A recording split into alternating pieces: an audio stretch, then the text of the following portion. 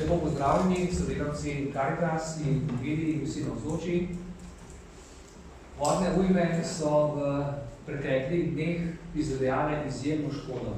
Prizadele so mnoge družine, posameznike. Pokrajina je spremenila svoj videz in bo odslej drugačna. Narava je pokazala veliko moč in nas opozorila, da človek ni vsemogočen in ima tudi svoje meje. Stiske ljudi so neizmerne, mnogi so izgubili vse svoje premoženje. Po nesreči, ki nas je zadela, odmeva Kristusovo vprašanje, ki ga je zastavil ob podiranju stolpa v Siloji, saj se ljudje vedno sprašujemo, če smo storili kaj narobe, ko nas je zadela huda nesreča. Vendar obtoževanje sebe in drugih ni prava pot je vselej spreobrnenje, kakor nas v omenjenem odlomku uči Gospod Jezus. Tudi mi torej prepoznavamo v tej nesreči spodbudo, da smo drugačni, da se spreobračamo, vabilo k molitvi drug za drugega in seveda konkretni solidarnosti.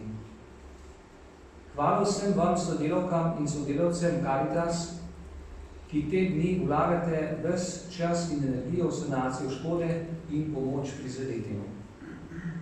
Za nesebično pomoč smo hvaležni civilni zaščiti, gasilcem, zdravnikom, reševalcem, državnim ustanovam in mnogim posameznikom, ki so na izvirne načine hitro našli različne oblike pomoči.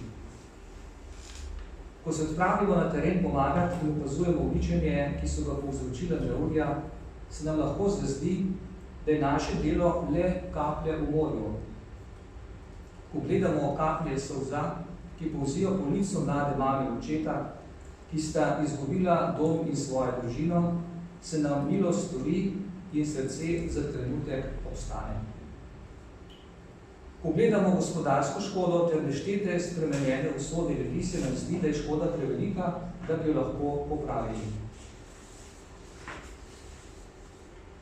Takrat se spomnimo posebej vi, dragi sodelavci Caritas, da Gospod obljublja svoje plačilo celo tistemu, ki da piti samo kozarec hladne vode. Ta obljuba velja tudi vašemu delu in prizadevanjem.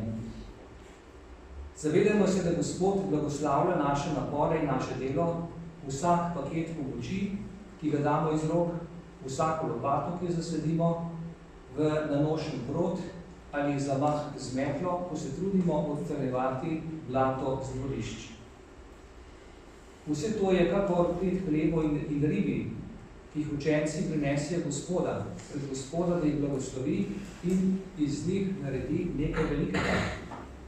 Iz nečesa neznatnega nasiti celo množico. Tudi mi prinašamo v teh dneh, kakor učenci v evangeliju, naših 5 hlebov in 2 ribi, v obliki naših darov in prostovoljnega dela.